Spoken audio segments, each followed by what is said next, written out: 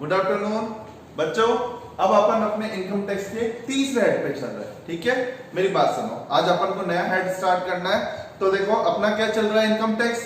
मैं वापस 1 मिनट आपको फटाफट रिवाइज करते हैं। अपन लोग क्या पढ़ा था कि भाई इनकम टैक्स मतलब टैक्स किस पे लगेगा, इनकम पे। इनकम मतलब जो अपन पैसे कमाते हैं, अगर कमा रहे हैं तो टैक्स लगेगा, कमाई नहीं है तो टैक्स नहीं देना।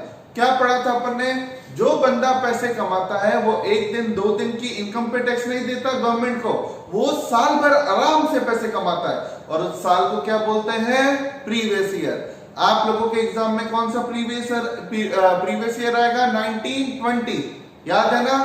तो 1 अप्रैल 19 से 31 मार्च 20। मैं ये हर हेड से पहले शुरुआत में इसलिए बोलता हूं क्योंकि अगर मैं बोल रहा हूं बच्चों क्वेश्चन सॉल्व करो, बच्चों इनकम निकालो, तो बच्चों ये अंडरस्टूड है कि मैं आपसे प्रीवियस ईयर की ही इनकम पूछ रहा हूं। या एग्जाम भी यही चाहता है एग्जामिनर कि आप 1920 की इनकम निकालो। तो क्या ध्यान रखना है बच्चों, आपको प्रीवियस ईयर की इनकम निकालनी है। हम गवर्नमेंट कहती है आराम से साल भर पैसे कमाओ, और साल मतलब कौन सा ईयर, प्रीवियस ईयर। 1920 में पैसे कमाओगे, 31 मार्च 20 तक आराम से पैसे कमाए, और उसका टैक्स गवर्नमेंट कहती है अगले साल देना। अगला साल मतलब प्रीवियस ईयर 1920 है तो असेसमेंट ईयर कौन सा होता है, 2021।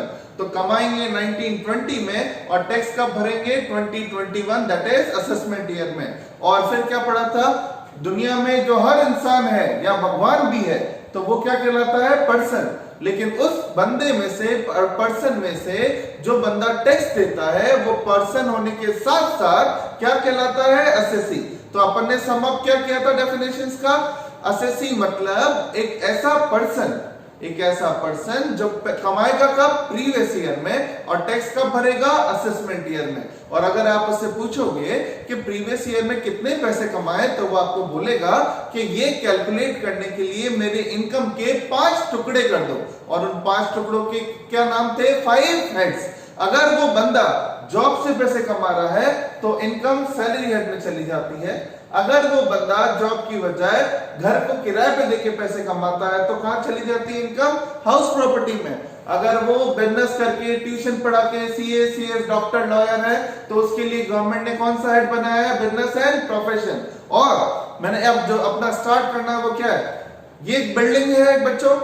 इस बिल्डिंग को अगर मैं किराए पे देके पैसे कमाऊं तो वो आती है हाउस प्रॉपर्टी में। इस बिल्डिंग में अभी मैं ट्यूशन पढ़ा के पैसे कमा रहा हूं तो वो इनकम कहां जाती है, बिजनेस एंड प्रोफेशन में। और इसी बिल्डिंग को बेच के पैसे कमाए मैंने, तो उसके लिए गवर्नमेंट ने हेड कौन सा बनाया है, कैपिटल गेन, जो बहुत इंपॉर्टेंट है आपका। और लास्ट में अगर इसके अलावा भी मेरे पास तरीके हैं, गवर्नमेंट के जो फर्स्ट 4 हेड है, सैलरी, हाउस प्रॉपर्टी, ये 2 तो हो ही चुके हैं, capital gain, business and profession, ये 95% लोगों को कवर कर देता है। और बचे हुए 5% लोग जो कहते हैं हमारा तरीका पैसे कमाने का इन 4 तरीकों में नहीं आता, तो उनका कमाने का तरीका होता है गिफ्ट, कोई कहता है लॉटरी, कोई कहता है बैंक से मिलने वाला इंटरेस्ट। तो गवर्नमेंट ने कहा इनके लिए एक 5वां हेड बना दो जिसका नाम क्या था, अदर सोर्स। तो आपका काम क्या रहता है, प्रीवियस ईयर में इन 5 तरीकों की इनकम 1 2 3 4 करके जोड़ते हैं और फिर टोटल इनकम निकाल के क्या भरवाते हैं, टैक्स। क्लियर हुआ, कितना टैक्स वो तो बात की बात है, पहले हम इनकम निकालना सीख रहे हैं। तो बच्चों जॉब से कैसे पैसे कमाते हैं ये सैलरी हेड में सीख लिया, घर को किराए पे देके पैसे कैसे कमाता है वो हाउस प्रॉपर्टी में सीख लिया। तो आज क्या सीखना है, आज हमें सीखना है कि हम लोग किसी चीज को बेच के कैसे पैसे कमाते हैं। मेरी बात समझ में आ रही है बच्चों, सुनो मेरी बात। आज अपन चालू कर रहे हैं इनकम फ्रॉम कैपिटल गेन।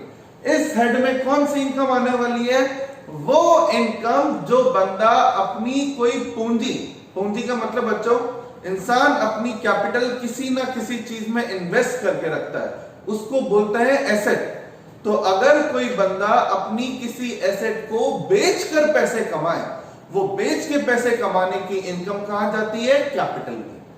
समझ में आया, मतलब घर को किराए पे दिया वो इनकम तो हाउस प्रॉपर्टी है, उसी घर को बेच के पैसे कमाए तो गवर्नमेंट कहती कौन सा हेड लगता है, कैपिटल गेन।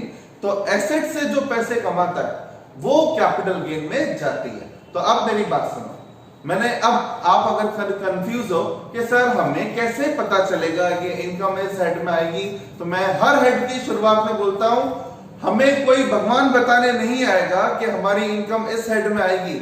हमें कौन बताता है बच्चों? Charging section. और चार्जिंग सेक्शन की कंडीशन अगर सेटिस्फाई है तो उसी वक्त अपना दिमाग क्लिक करके क्या बोलेगा कि हाँ ये चार्जिंग सेक्शन है, इसकी कंडीशन हम पे लग गई तो हमारी इनकम इस हेड में आएगी। बात समझ में आ रही है? सबसे पहले अपन ने हाउस प्रॉपर्टी का चार्जिंग सेक्शन पढ़ा था। कौन सा था वो हाउस प्रॉपर्टी का सेक्शन? 22 था ना, जो क्या कहता था हाउस प्रॉपर्टी में इनकम कब आएगी? जब आपके पास हाउस प्रॉपर्टी है, आप उसके ओनर हो, उस घर को किसी और खुद के बिजनेस में काम में नहीं लेते। तो वो कंडीशन एंड में थी या और में? याद करो किसमें थी? एंड में। कि अगर चार्जिंग सेक्शन 22 की सारी कंडीशन आप पर सेटिस्फाई होती है तो हाउस प्रॉपर्टी लगेगा। सैलरी हेड कब लग रहा था बच्चों? जब अगर आपको याद हो कितनी कंडीशन थी? 3। और 3 में क्या था? और लिखा था कि तीनों में से कोई भी कंडीशन आप पर सेटिस्फाई हो तो उस केस में कौन सा हेड लगेगा? सैलरी। आज इसका चार्जिंग सेक्शन है कैपिटल गेन का, वो है 45।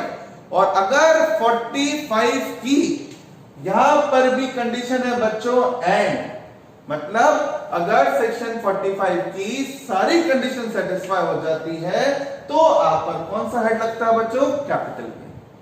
मेरी बात समझ में आई? तो अब अपन कैपिटल गेन की कंडीशन पढ़ते हैं। If all condition under mention under capital gain is satisfied then हमारी इनकम इस हेड में आएगी। समझ में आ रहा है? ठीक है, तो चलो पढ़ते हैं बच्चों कि इस सेक्शन 45 की क्या कंडीशन है, कैसे हम इस हेड में कवर हो जाएंगे। क्या कहती है चार्जिंग सेक्शन? एनी प्रॉफिट और गेन। सबसे पहली चीज क्या होना चाहिए? प्रॉफिट या क्या? प्रॉफिट या क्या होना चाहिए? गेन। तो प्रॉफिट या गेन होना चाहिए किससे? प्रॉफिट और गेन किससे होना चाहिए? ट्रांसफर से। तो ट्रांसफर मतलब जानना जरूरी है। तो फिलहाल अगर हमें प्रॉफिट हुआ, प्रॉफिट किससे हुआ? ट्रांसफर से। ट्रांसफर क्या की? Capital asset. तो अगर कोई बंदा अपनी एसेट को ट्रांसफर करके, बच्चों समझना, अगर कोई बंदा अपनी एसेट को ट्रांसफर करके प्रॉफिट कमाता है तो उस केस में वो किस में कवर होगा? कैपिटल गेन में। कौन से साल? In the year in which transfer takes place. कौन से साल उसको कैपिटल गेन हेड में कवर करना है? जिस साल क्या हुआ? ट्रांसफर। अब ध्यान रखने की बात क्या है? पहला पॉइंट, ट्रांसफर मतलब क्या होता है सर, ये समझाओ। पहले तो ये पता होना चाहिए। दूसरा, ये कैपिटल एसेट क्या होता है वो समझाओ सर। ठीक है, तो पहले इसको एग्जाम में आया कि ये चीज बेची, तो पहला आपका दिमाग क्लिक करेगा कि ये चीज जो बेची क्या वो कैपिटल एसेट है? फिर दिमाग ने आंसर दिया है। फिर वो चीज जो बेची है क्या वो ट्रांसफर की डेफिनेशन में आती है? आपके दिमाग का आंसर कहता है हाँ आती है। फिर आप कहोगे कि अच्छा एसेट का ट्रांसफर हो रहा है तो ये देखो तो सही प्रॉफिट है या नहीं। फॉर एग्जांपल मेरी बात सुनना, मान लीजिए कि अपने हितेश सर के पास एक 40 लाख का प्लॉट है। ठीक है, प्लॉट है। अभी मैं आपको बताऊंगा प्लॉट कैपिटल एसेट की डेफिनेशन में आता है एक्सेप्ट 1-2 केसेस। ठीक है, सर ने ये 40 लाख का प्लॉट, बच्चों अच्छे से समझना मैं क्या बता रहा हूं। सर ने ये 40 लाख का प्लॉट 1 जनवरी 2020 को 48 लाख में सेल कर दिया। 48 लाख में सेल कर दिया, जिसका पैसा सामने वाले ने 15 अप्रैल 2020 में दिया। मतलब पेपर फॉर्मेलिटीज तो जनवरी 2020 में ही हो गई थी, लेकिन वो जो पैसे आए वो थोड़े लेट आए। पैसे कब आए? अप्रैल 2020 में पैसे आए। समझ में आ रहा है? ठीक है, तो अब हितेश सर आपसे पूछ रहे हैं क्या मैं कैपिटल गेन हेड में कवर हूं? मैंने एक प्लॉट 40 लाख का 48 लाख में इस तारीख को बेचा था और पैसे इस तारीख को मिल गए। अब आप उसको दिमाग सर को आंसर देना है आपको। अब आंसर कैसे दोगे? सबसे पहले सर को पूछोगे सर क्या बेचा? सर ने कहा प्लॉट बेचा। प्लॉट बेचा तो अब आपका दिमाग चलेगा क्या प्लॉट कैपिटल एसेट की डेफिनेशन में आता है? आपका आंसर, दिमाग आंसर दे रहा है यस, तो आप कहोगे चलो एक कंडीशन सेटिस्फाई हुई। नेक्स्ट, फिर आप पूछोगे सर उस प्लॉट का क्या किया? सर ने बोला मैंने सेल किया। फिर आप दिमाग आपका सोचना चाहिए, क्या सेल ट्रांसफर की डेफिनेशन में आता है? मैं भी आपको बताऊंगा सेल ट्रांसफर की डेफिनेशन में आता है। आप कहोगे सर आप पर दूसरी कंडीशन भी सेटिस्फाई हो गई। तीसरी कंडीशन, सर जो आपने प्लॉट ट्रांसफर किया मतलब कैपिटल एसेट ट्रांसफर करी, उससे आपको प्रॉफिट हुआ या नहीं? बच्चों प्रॉफिट मतलब एक्स्ट्रा अर्न हुआ या नहीं हुआ? सर ने बोला ये प्लॉट उन्होंने 40 लाख में खरीदा था, 48 लाख में सेल कर दिया, तो 8 लाख रुपीस बच्चों क्या हो गया? प्रॉफिट हो गया ना। प्रॉफिट, अगर प्रॉफिट हुआ है तो फिर थर्ड कंडीशन भी सेटिस्फाई होगी, क्योंकि कैपिटल गेन की मोस्ट इंपॉर्टेंट कंडीशन ही ये कहती है हम हमारे हेड में किसी को तब आने देंगे जब क्या होता है? प्रॉफिट। तो सर को प्रॉफिट हुआ। प्रॉफिट किससे हुआ? ट्रांसफर से, क्योंकि सेल ट्रांसफर की डेफिनेशन में आता है। ट्रांसफर क्या किया सर ने? प्लॉट। प्लॉट कैपिटल एसेट की डेफिनेशन में आता है। तीन कंडीशन सेटिस्फाई। चौथी, अब सर पूछ रहे अच्छा बच्चों मैं टैक्स मुझे मतलब कैपिटल गेन हेड लग रहा है, तो कौन से साल लग रहा है बच्चों? तो अब आप आंसर दोगे सर कैपिटल गेन उस साल लगता है जिस साल आपने ट्रांसफर किया। सर ने आपको बताया कि मैंने बच्चों ट्रांसफर किया 1 जनवरी 2020 में, ये तो ईयर कौन सा है? 1920। और सर ने आपको ये बताया कि सामने वाले ने पैसे जो दिए वो कब दिए? 15 अप्रैल 2020 को। ये कौन सा ईयर है? 2021। तो अब आप सोच रहे हो कि सर टैक्स 1920 को देंगे या 2021 में? तो बच्चों लैंग्वेज क्या है? Taxable in the year in which transfer take place. जिस साल क्या हुआ? ट्रांसफर, ना कि जिस साल पैसे मिले। इसका मतलब सर को आप बोलोगे सर ये तीनों कंडीशन आप पे सेटिस्फाई हो गई हैं, आपको टैक्स कौन से साल देना है? 1920। बच्चों पैसे 5 साल बाद भी मिले तो भी फर्क नहीं पड़ता। अगर एग्जाम में लैंग्वेज दे दी है कि इस साल ट्रांसफर हो गया, पेपर फॉर्मेलिटीज पूरी हो गई, तो आपको उस साल क्या करना है? टैक्सेबल। ये बात दिमाग में गांठ बांध लीजिए। क्लियर हो रहा है? ठीक है, तो क्या याद रखना है? चार्टिंग सेक्शन कितनी कंडीशन है? 4। पहली कंडीशन क्या है? क्या होना चाहिए? क्या होना चाहिए? प्रॉफिट। प्रॉफिट किससे होना चाहिए बच्चों? ट्रांसफर से। ट्रांसफर क्या करोगे? एसेट। तो जो एसेट का ट्रांसफर करने से पैसे कमाएगा वो कौन से साल टैक्स देगा? जिस साल उसने ट्रांसफर किया, ना कि जिस साल उसको पैसे मिले। क्लियर हुआ? ये लैंग्वेज मतलब तो क्लियर, ये लैंग्वेज क्लियर हो रही है? तो मेरी बात सुनो प्लीज। प्रॉफिट मतलब क्या होता है बच्चों? ये आप बहुत अच्छे से जानते हो। अगर 10 रुपए की चीज 12 में बिकती है तो प्रॉफिट है, तो टैक्स लगेगा। क्लियर है मेरी बात? ठीक है, तो प्रॉफिट मतलब मैं वापस डिस्कस नहीं कर रहा, प्रॉफिट मतलब आपको पता है। Next, in the year in which transfer take place मतलब भी आपको क्लियर हो गया कि वो क्वेश्चन में दिया हुआ आएगा कि इस साल ट्रांसफर किया, तो उस जिस साल ट्रांसफर किया उस साल टैक्स देना। तो आउट ऑफ 4 ये 2 कंडीशन में प्रॉब्लम नहीं है। प्रॉब्लम कौन दो कंडीशन देगी? पहली ट्रांसफर मतलब क्या है, और दूसरा कैपिटल एसेट मतलब क्या है। ठीक है, तो बच्चों अब अपन को पढ़ना है ये ट्रांसफर क्या होता है और ये कैपिटल एसेट क्या होती है। ये जब तक क्लियर नहीं है जब तक अपने चार्जिंग सेक्शन क्लियर नहीं। ठीक है, क्लियर? तो इसका मतलब एक ये भी है बच्चों, अगर वो बंदा ट्रांसफर की डेफिनेशन से बच गया, कैपिटल एसेट की डेफिनेशन से बच गया, तो वो इस हेड से भी बच जाएगा, क्योंकि कंडीशन एंड में। क्लियर हो रहा? तो सबसे पहले सुनो, सबसे पहले अपने काम करते हैं, किसका मीनिंग पढ़ते हैं अपन? कैपिटल एसेट का, कि ये कैपिटल एसेट मतलब क्या है। ठीक है बच्चों, तो देखो कैपिटल एसेट मतलब क्या लिख रखा है बच्चों, सामने पढ़ो।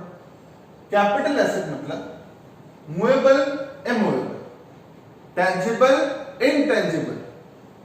किसी चीज को आप कैपिटल एसेट कब बोलोगे? अगर वो चीज क्या है? मूवेबल, इमूवेबल, टेंजिबल और इनटेंजिबल। अब देखने वाली बात क्या बच्चों कि सर मूवेबल और इमूवेबल दोनों कवर है, टेंजिबल और इनटेंजिबल दोनों कवर है, तो बच क्या गया? जो चीज इधर से उधर जा सकती है वो भी एसेट है, जो चीज हिल नहीं सकती, लैंड और बिल्डिंग, वो भी एसेट है, जो चीज टेंजिबल जो दिखाई देती है वो भी एसेट है, इनटेंजिबल मतलब जो दिखाई नहीं देती, गुडविल, पेटेंट, कॉपीराइट, ट्रेडमार्क, वो भी एसेट है। तो सर हर चीज ही एसेट है, हर चीज ही एसेट है, बिल्कुल।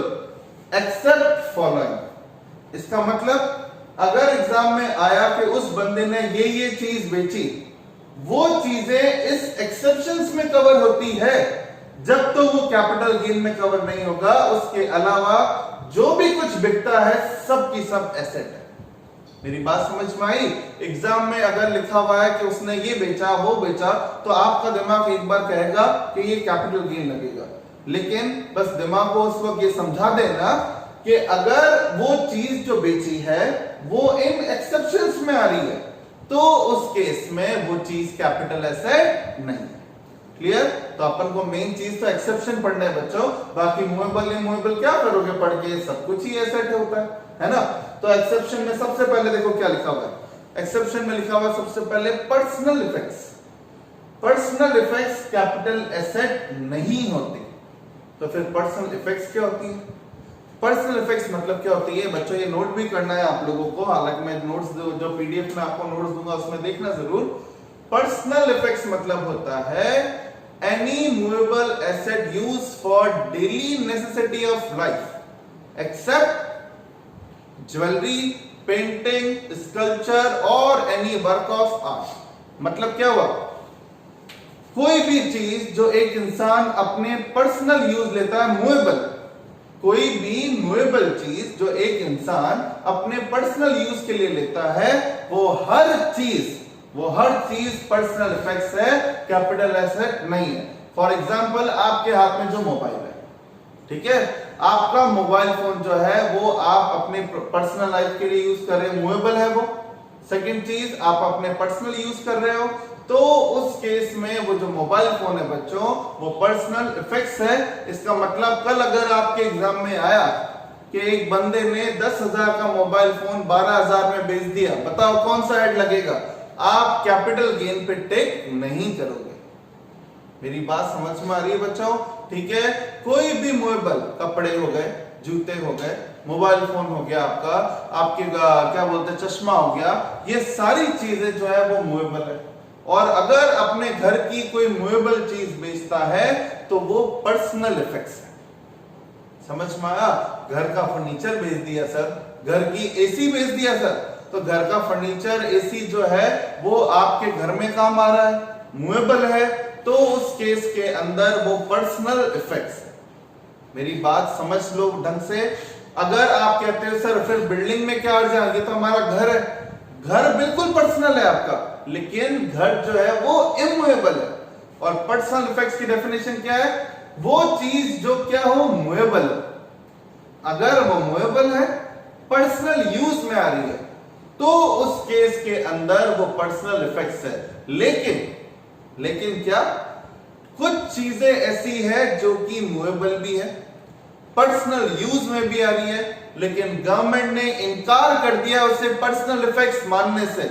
इसका मतलब अगर वो चीजें पर्सनल इफेक्ट्स में कवर नहीं है तो फिर वो क्या है? वो तो फिर कैपिटल एसेट है। और कैपिटल एसेट है, इसका मतलब उनको बेचने पे क्या लगेगा? Capital gain. तो ऐसी कौन सी चीज है बच्चों जो कि कैपिटल एसेट में कवर होंगी, पर्सनल इफेक्ट्स नहीं मानी जाएगी, चाहे आप उसको पर्सनल यूज लेते हो और वो मूवेबल है? पहला नाम है ज्वेलरी। अगर आपके पास ज्वेलरी है तो ज्वेलरी माना पर्सनल है, मूवेबल है, लेकिन गवर्नमेंट कहती है ज्वेलरी एसेट है, इसे पर्सनल इफेक्ट्स की डेफिनेशन में कवर नहीं करेंगे। क्या होता है बच्चों, लोग बड़ा पैसा अपना जो पूंजी होती है वो गोल्ड में लगा के रखते हैं, तो गवर्नमेंट कहती है ये एक तरह का पर्सनल यूज का इंटेंशन नहीं था, इन्वेस्टमेंट था, इसलिए हमने ऐसा किया है। और क्या है? पेंटिंग, स्कल्पचर और एनी वर्क ऑफ आर्ट। आपके घरों में महंगी पेंटिंग्स है, कोई आर्ट वगैरह की कोई चीज पर रखी हुई है, उस महंगी पेंटिंग को बेचने पर आप पैसा कमाओ और बोलो कि ये तो पर्सनल थी, घर में रखी थी, भले ही हो, उस पर भी कैपिटल गेन लगेगा। समझ में आ रहा है या नहीं आप लोगों को? ठीक है, तो पहली चीज क्लियर हुई। पर्सनल इफेक्ट्स मतलब मूवेबल चीज घर में काम आए, चाहे वो एसी हो, कार हो, कुछ भी हो, मोबाइल फोन वगैरह सब, लेकिन वो पर्सनल चीज ज्वेलरी और ये पेंटिंग वगैरह नहीं होगी, भले ही आप उसे घर में कितना भी काम में लो। क्लियर? ठीक है। तो इन शॉर्ट क्लियर हो गया आपको कि जो चीज घर में, बार बार मैं वर्ड बोल रहा हूं घर, अगर एसी घर में लगा है तो पर्सनल है, एसी अगर ऑफिस में लगा है तो वो पर्सनल नहीं है, फिर वो कैपिटल एसेट है। समझ में आया? कार आपके घर में, ये एग्जाम का 2 या 3 बार क्वेश्चन आया हुआ है। बच्चे क्या सोचते हैं, 40 लाख की कार बेची, 40 लाख का अमाउंट आते सोचते हैं अरे कार तो एसेट होगी, 40 लाख की है। 40 लाख की कार अगर कंपनी के नाम से तो एसेट है, लेकिन 40 लाख की कार उसके घर में काम आ रही है, पर्सनल नेम से है, तो वो कैपिटल एसेट की डेफिनेशन में ही कवर नहीं है। क्लियर हुआ?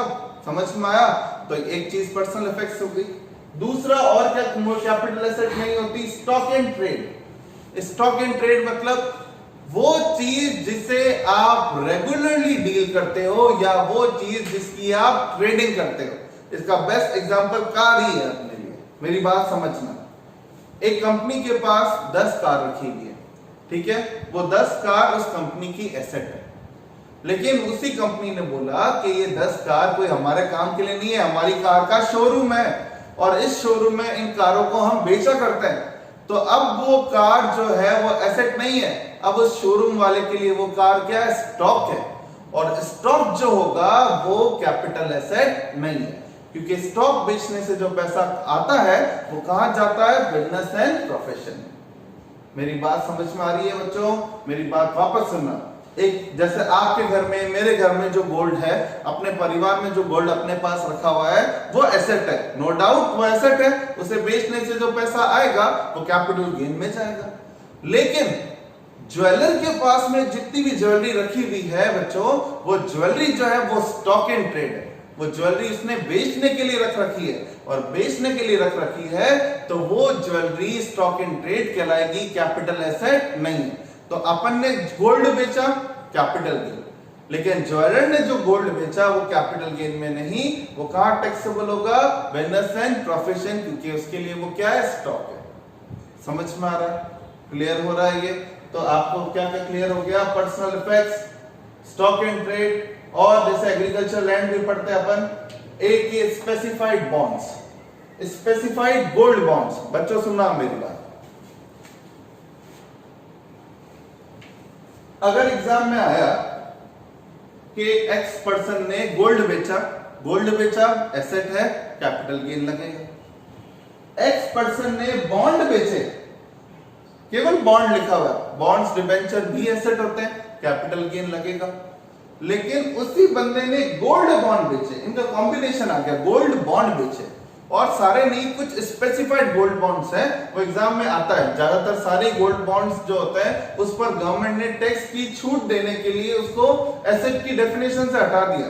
कुछ गोल्ड बॉन्ड ऐसे हैं जिसको गवर्नमेंट चाहती है खरीदो, गवर्नमेंट चाहती है उससे खरीद कर आराम से बेचो, हमें टैक्स नहीं चाहिए। तो ऐसे गोल्ड बॉन्ड्स को गवर्नमेंट ने क्या किया, एसेट की डेफिनेशन से ही हटा दिया, ताकि आपको चिंता भी नहीं हो कि सर टैक्स लगेगा। गवर्नमेंट ने कहा टैक्स भूल जाओ, हमने गोल्ड बॉन्ड को एसेट की डेफिनेशन से ही हटा दिया। अब आप इसे खूब खरीदो, खूब बेचो, कोई टैक्स नहीं लगेगा।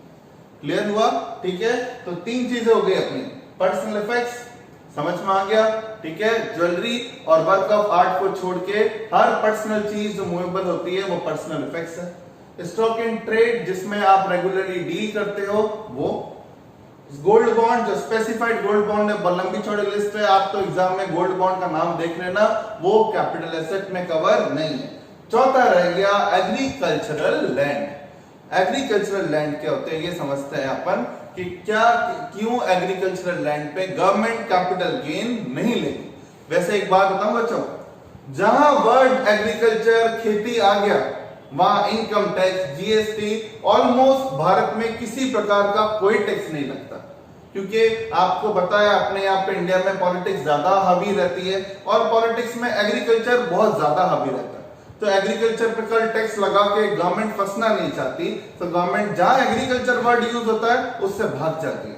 इसलिए गवर्नमेंट ने कहा लैंड कैपिटल एसेट है, लेकिन एग्रीकल्चरल लैंड कैपिटल एसेट नहीं है तो टैक्स मत देना। अब एग्रीकल्चरल लैंड कैसे पता चलेगा अपना प्लॉट जो है वो एग्रीकल्चरल लैंड है, उसको समझते हैं, उसको कैसे देखना है वो समझ।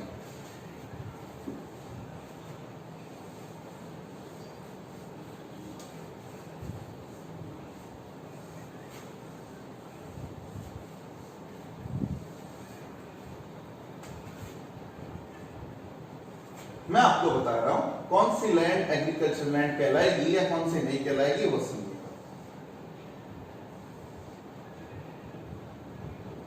सुनो बच्चों, एक एग्जाम में क्वेश्चन बता रहा हूं।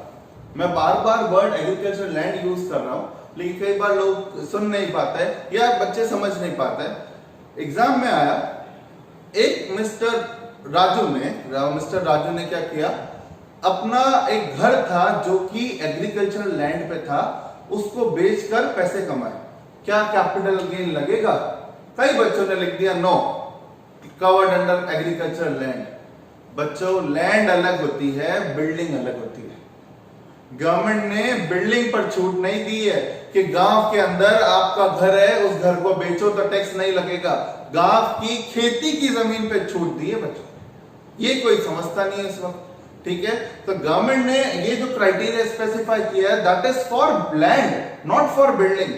बिल्डिंग कहीं भी सिचुएटेड हो, उसको तो कैपिटल एसेट में आना है, हाँ इंडिया में होनी चाहिए, लेकिन अगर एग्रीकल्चर लैंड है तो कैपिटल गेन नहीं लगेगा। अब एग्रीकल्चर लैंड मतलब बहुत सुनो। First, any land situated in any area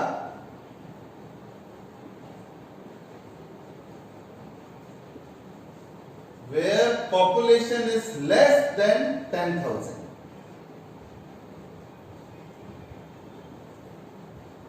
चार पार्ट है, ये तो फर्स्ट पार्ट बताया मैंने। मतलब जिस शहर की, जिले की पॉपुलेशन 10,000 से कम है। फॉर एग्जांपल, सिर्फ एग्जांपल के लिए बोल रहा हूं, जैसलमेर मानते हैं कि मान लेते हैं जैसलमेर की एक बार के लिए पॉपुलेशन है 8,000। अगर किसी शहर की पॉपुलेशन, किसी एरिया की पॉपुलेशन 8,000 ही है, 10 से कम है, तो वो पूरा का पूरा शहर एग्रीकल्चरल लैंड है। आप उस पूरे शहर में कहीं भी एग्रीकल्चर लैंड खरीदो, आप चिंता मत करना कि एसेट है क्या या नहीं है, वो पूरा शहर ही एग्रीकल्चर लैंड है बच्चों, क्लियर। लेकिन शर्त क्या है, उस शहर की पॉपुलेशन ही 10,000 से कम होनी चाहिए। तो ऐसा शहर, ऐसी जगह जहां की पॉपुलेशन लेस देन 10,000 है, पूरा एरिया एग्रीकल्चर है। समझ में आ रही है बात? एक पॉइंट खत्म। दूसरा पॉइंट, अब अगर सर 10 से ज्यादा हो तो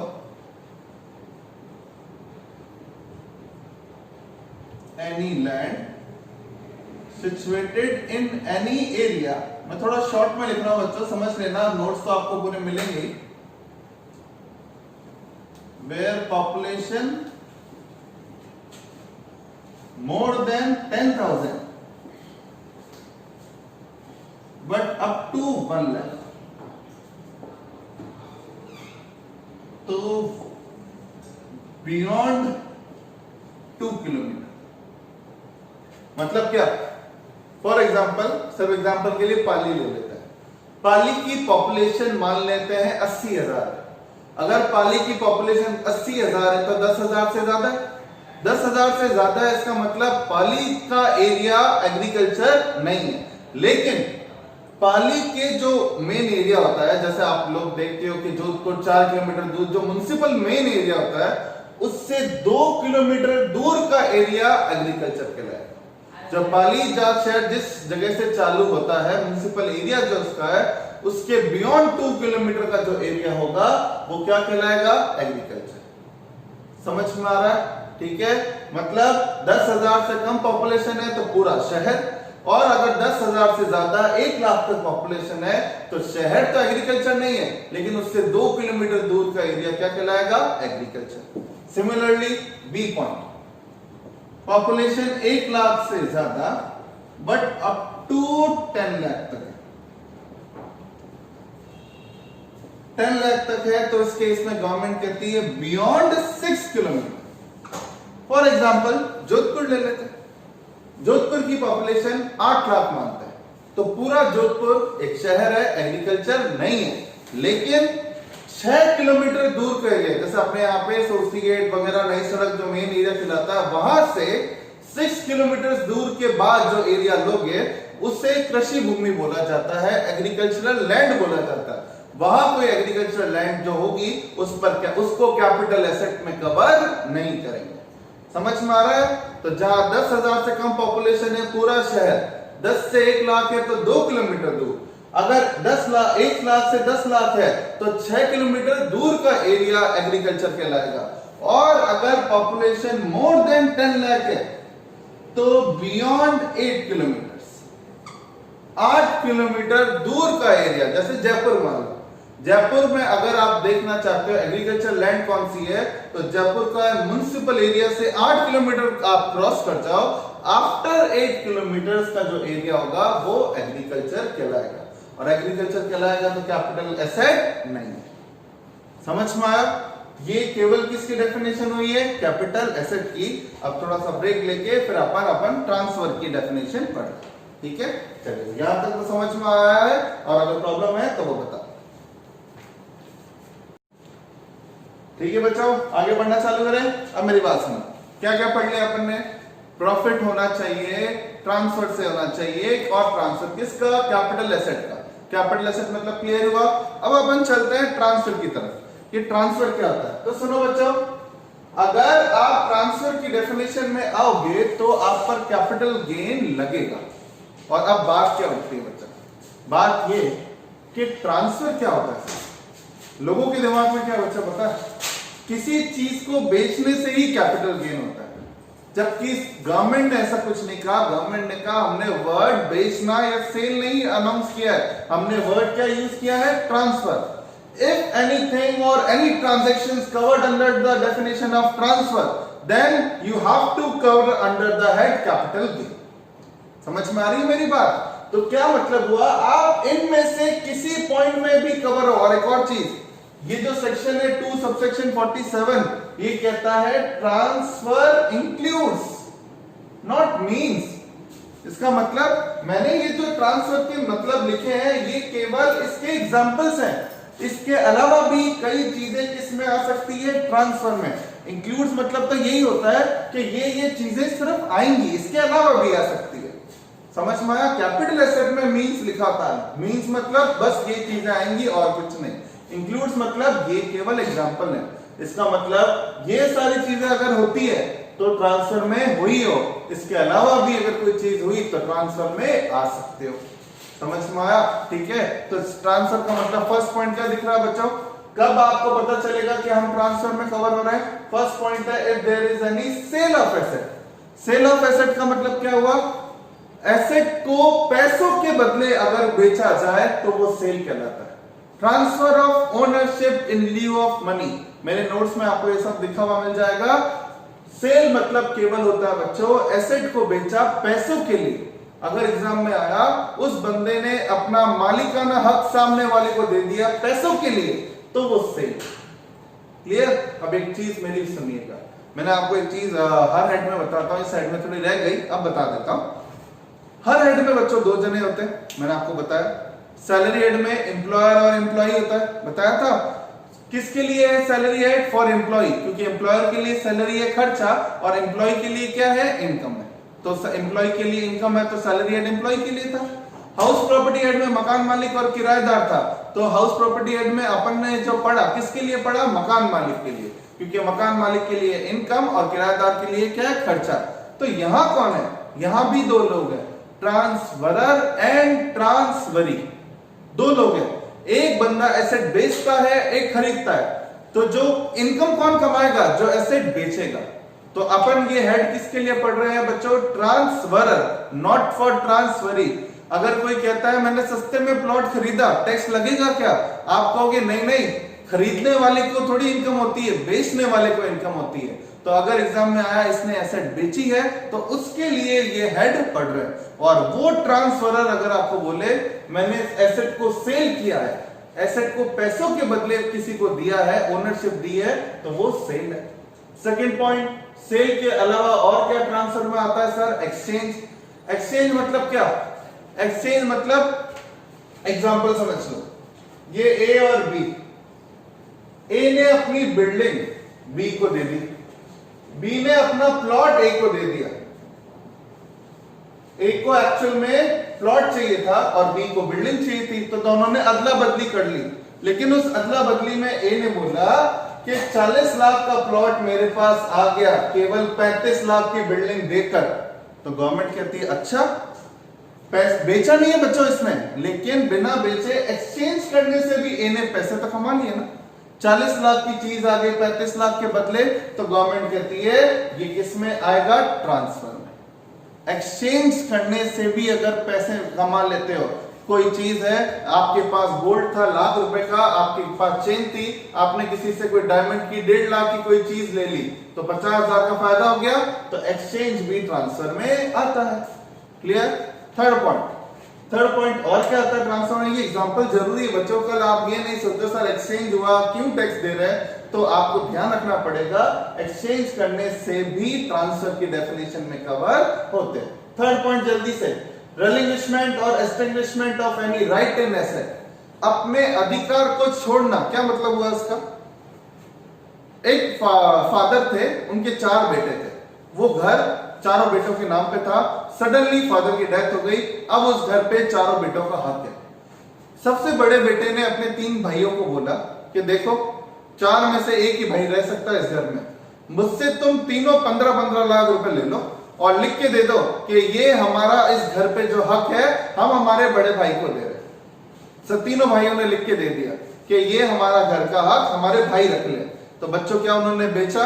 नहीं। क्या उन्होंने कुछ एक्सचेंज किया? नहीं। उन्होंने केवल अपने अधिकार को छोड़ा, अपने राइट को छोड़ दिया। जिस चीज पे मेरा अधिकार है मैंने छोड़ दिया, तो वो रिलिंक्विशमेंट और एक्सटिंग्विशमेंट में कवर होता है, तो वो भी किस में आएगा? ट्रांसफर में। और फोर्थ पॉइंट क्या बच्चों? Compulsory acquisition of asset under any law. इसका मतलब क्या हुआ?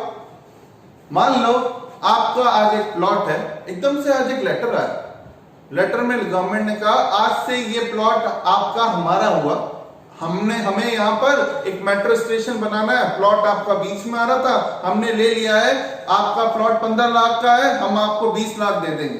तो आप कह रहे हो अरे मैं बेच ही नहीं रहा, कैसे ले लोगे? गवर्नमेंट कहती है हमने पूछा नहीं है, आपको बताया है कि आज से आपका प्लॉट हमारा हुआ। तो अगर गवर्नमेंट ऐसा करती है बच्चों, तो आप भले ही सोचते रहो ये कोई बात हुई, बिना हमारी परमिशन के प्लॉट ले लिया और टैक्स भी मांग रही है, मांगेगी, क्योंकि ये भी ट्रांसफर की डेफिनेशन में आता है। क्लियर हुआ? 4 पॉइंट क्लियर। 5वां, conversion of asset into stock in trade. मतलब कल तक जो आपके पास चीज एसेट के नाम से थी, आज स्टॉक में कन्वर्ट हो गई, तो वो भी ट्रांसफर है। फॉर एग्जाम्पल, एक बंदे के पास बहुत सारा घर में गोल्ड पड़ा है, काम वाम नहीं है, गोल्ड बहुत है, उसने कहा मैं तो नीचे दुकान खोल रहा हूं और दुकान में ये सारी ज्वेलरी बना के बेचूंगा। तो उसने बच्चों एसेट को किस में कन्वर्ट कर दिया? स्टॉक में। तो गवर्नमेंट कहती है एसेट को स्टॉक में कन्वर्ट कर दिया तो क्या लगेगा? Capital gain. अब आप ये सोचो कि सर कितना फायदा हुआ, वो मैं आपको नेक्स्ट क्लास में बताऊंगा, लेकिन अभी अपन पढ़ रहे हैं क्या वो ट्रांसफर में आएगा वो हर इंसान जो अपनी एसेट को स्टॉक में कन्वर्ट कर देता है वो कैपिटल गेन में आएगा। क्लियर। नेक्स्ट, मैच्योरिटी और redemption of zero coupon bond. Zero coupon bond सुना होगा, इश्यू होते हैं डिस्काउंटेड प्राइस पे, रिडीम होते हैं फेस वैल्यू पे। याद है 5 साल बाद मुझे 5 लाख रुपए चाहिए तो मैं 5 लाख का एक बॉन्ड खरीदूंगा। आज मुझसे बैंक वाला फॉर एग्जांपल 3 लाख रुपए लेता है, तो वो 3 के बदले जो 5 लाख दिए उससे बोलते हैं मैच्योरिटी और redemption of zero coupon bond. वो भी कैपिटल गेन में आएगा क्योंकि कौन सी डेफिनेशन में कवर है? ट्रांसफर। अब लास्ट 2 एग्जांपल रहे ये, any transaction by way of becoming a member और पार्टनर इन अ फर्म और एओपी। क्या मतलब हुआ? मुझे इस कोचिंग इंस्टीट्यूट का पार्टनर बनना है, हितेश सर ने कहा पार्टनर ऐसे फ्री में नहीं बनते, अपनी तरफ से कोई एसेट लाओ। मैंने कहा सर मेरे पास तो एक खाली प्लॉट है, वो मैं आपकी इस इंस्टीट्यूट की फर्म के नाम पे करने को रेडी हूं। तो बच्चों मालिक तो मैं था, मैंने अपना प्लॉट इस फर्म के नाम पे कर दिया, बेचा नहीं है। एज अ कैपिटल, आपने पार्टनरशिप अकाउंट सुना होगा, पार्टनरशिप के अंदर अगर पार्टनर एसेट लेके आता है तो क्या एंट्री करते हैं? Asset account debit to as capital बीस कैपिटल, है ना। क्यों करते हैं वो? क्योंकि पार्टनर पैसों की बजाय वो कोई एसेट लिया है, तो फिर बाकी जो फर्म होती है वो कहती है ठीक है हमें तो आपकी तरफ से पैसे चाहिए थे, भले ही वो किसी तौर पर। कल तक मालिक कौन था? पार्टनर। आज फंड मालिक है फर्म, तो गवर्नमेंट कहती है इसे भी कैपिटल गेन में कवर करेंगे। आप वो चिंता छोड़िए, टैक्स कैसे निकालेंगे, कैपिटल गेन में कवर होगा। और last point, any transaction covered under transfer of property act. Transfer of property act अपने कोर्स में नहीं है, गवर्नमेंट कहती है अगर हमसे ये पॉइंट में कोई चूक गया तो जो बच गया वो ट्रांसफर ऑफ प्रॉपर्टी एक्ट में आ जाएगा और आप किसकी डेफिनेशन में कवर होगे, ट्रांसफर। समझ में आया? मैंने ये सारे पॉइंट इसलिए डिटेल में पढ़ा है ताकि आपको ये ना लगे सर एक्सचेंज किया हमें नहीं समझ में आ रहा प्रॉफिट कैसे हुआ। एक्सचेंज करने पर भी प्रॉफिट होता है, फर्म के पार्टनर बनने पर भी प्रॉफिट होता है, गवर्नमेंट हमारी एसेट जबरदस्ती उठा के ले जाए तो भी प्रॉफिट होता है। कैसे कितना वो समझाना मेरा काम है, बट ये एग्जाम में क्रॉस करके मत आ जाना कि कैपिटल गेन नहीं है। ठीक है बच्चों, तो ये डेफिनेशन कवर हुई आपकी ट्रांसफर की। इसके बाद अब अपन जरूर एक टॉपिक पढ़ेंगे प्रैक्टिकल चालू से होने से पहले कि ट्रांसफर में क्या क्या नहीं है। ठीक है, चलिए।